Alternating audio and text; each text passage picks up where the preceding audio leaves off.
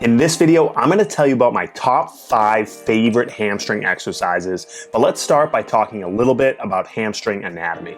The hamstring muscle group is comprised of 3 muscles, the semimembranous, semitendinous, and biceps femoris.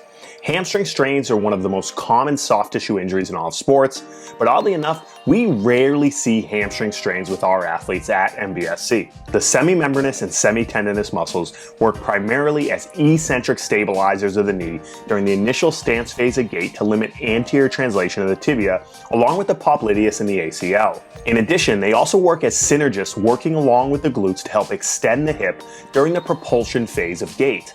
The biceps femoris is the most commonly strained muscle in the hamstring group and work as major eccentric stabilizers at the knee during the swing phase of gait. Additionally, because of its attachment point at the pelvis, it works as an eccentric and isometric stabilizer of the pelvis as the foot hits the ground during the gait cycle. With all of these functions in mind, it's important to think about selecting exercises that will train these functions in the muscles and also help prepare it for the rigors of competitive sports.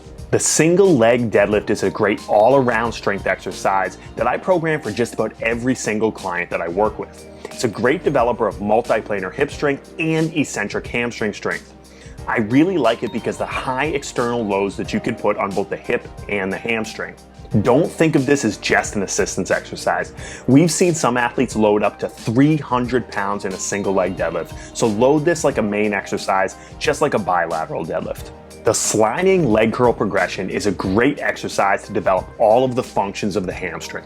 I especially like the slide board leg curl because it helps to train the synergistic actions of the glutes, hamstrings, and abdominals all working together. To help reduce hamstring strains, it's important that we train the muscles to work like they do during gait, with the glutes extending the femur, the abdominals stabilizing the pelvis, and the hamstrings flexing and extending the knee.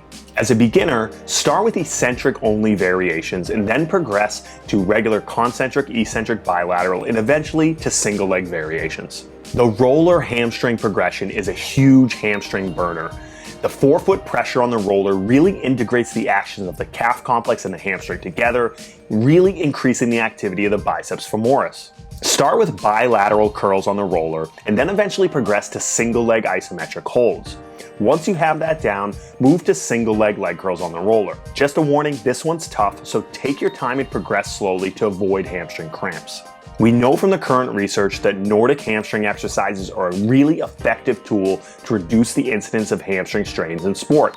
There seems to be huge value in Nordics because the high amounts of isometric and eccentric strain that they place on the gastroc and hamstring complex.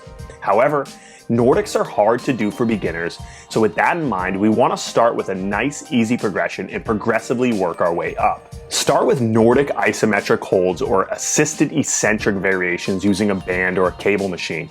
Over time, progress to full eccentric Nordics and eventually, if you're strong enough, eccentric and concentric Nordics. All right, last up, I'm gonna give you my favorite exercise to give you functionally strong hamstrings to compete in your sport and reduce the incidence of hamstring strains, and that is full speed sprinting.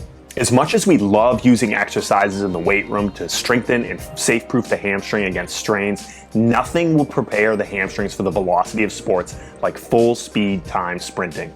In any performance training or hamstring rehab program, it's vital that we include timed max velocity sprints in the program to expose the muscles and tendons to high velocity contractions like you see in sport. Start with 2 to 3 short distance sprints of about 15 yards done 2 times a week and build up to about 35 yards of max velocity sprinting over the course of a few months. There you go, everybody. Those are my favorite hamstring exercises to get really strong and reduce the incidences of hamstring strains.